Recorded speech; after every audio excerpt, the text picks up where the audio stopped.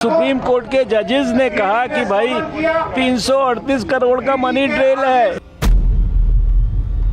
ED का तो काम है कि क्राइम को इन्वेस्टिगेट करना और कल्प्रिट को अगर वो है तो जेल तक भेजना।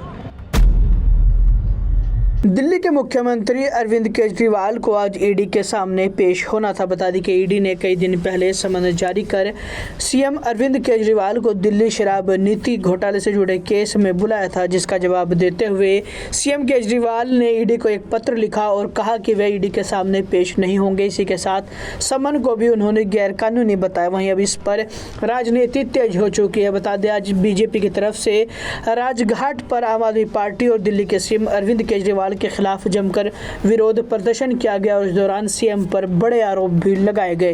बीजेपी के इशारे पर दिया गया ये उनका एलिगेशन हो सकता है, लेकिन छोटे कोर्ट से लेकर और हाईएस्ट कोर्ट तक, सुप्रीम कोर्ट तक जो फैसला हुआ है, अंतिम फैसला, उसमें तो सुप्रीम कोर्ट के जजेस ने कहा कि भाई 338 करोड़ का मनी ट्रेल है, इसलिए हम बेल नहीं देंगे। उसका क्या जवाब है? वो तो बीजेपी नहीं कंट्रोल करती ना सुप्रीम कोर्ट को, या बीजेपी हाई कोर्ट को नहीं कंट्रोल करती है, छोटे कोर्ट को नहीं कंट्रोल करती है, तो उसका क्या जवाब है उनके पास? जांच के लिए तो पहले भी बुलाया था ईडी ने, सुबह से शाम तक जांच आखिर उनसे हुई थी ना। अरेस्ट अगर उनको करना होता तब भी कर सकते थे। अब ईडी का तो काम है कि क्राइम को इन्वेस्टिगेट करना और कल्प्रिट को अगर वो है तो जेल तक भेजना। वही वो कर रही है और हर नागरिक का ये कर्तव्य है कि ऐसी जांच एजेंसी की जांच में पूरी तरह से पार्टिसिपेट करना और उसके अंदर सहायता करना हर तरीके से।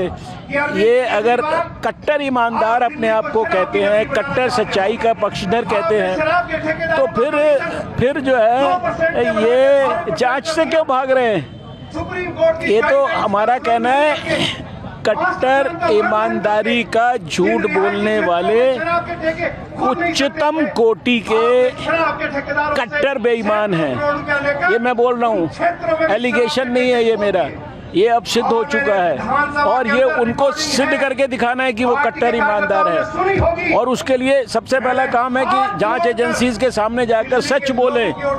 हम ये नहीं कह रहे कि वो उनको गिरफ्तार कर लो, लेकिन हम कह रहे हैं कि सच्चाई या जांच के अंदर जो भी चीज़ें हो, दूध का दूध हो, पानी का पानी होना चाहिए। जो इन्वॉल्व है उसके खिलाफ सख्त कार्रवाई होनी चाहिए।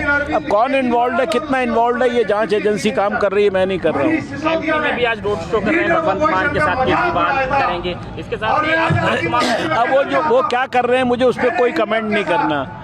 मुझे एक बात पे ही कमेंट करना है कि अगर ईमानदार हैं, सच्चे हैं, तो सच्चाई आकर ईडी को बताएं, यहाँ से भागे नहीं। अगर भाग रहे हैं इसका मतलब डर गए हैं, चोरी क्योंकि पकड़ी गई है, डर रहे हैं क्योंकि उनको लगता है कि अब और बातचीत मेरे से होगी तो हो सकता है कि मेरी जो पोल है वो पूरी तरह से खुल जाए और फिर मुझे जो है जेल के पीछे जाना पड़े। अगर मेरे को कोई डर नहीं है, मेरा कोई इन्वॉल्वमेंट नहीं है, मैंने कोई गड़बड़ नहीं की है, तो फिर मुझे जो है जांच के सामने प्रस्तुत होने में क्या दिक्कत है?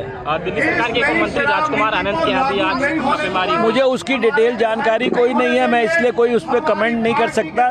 जब कोई डिटेल्ड फैक्ट्स मेरे को जानकारी में होंगे तो मैं ज़रूर कमेंट करूँगा।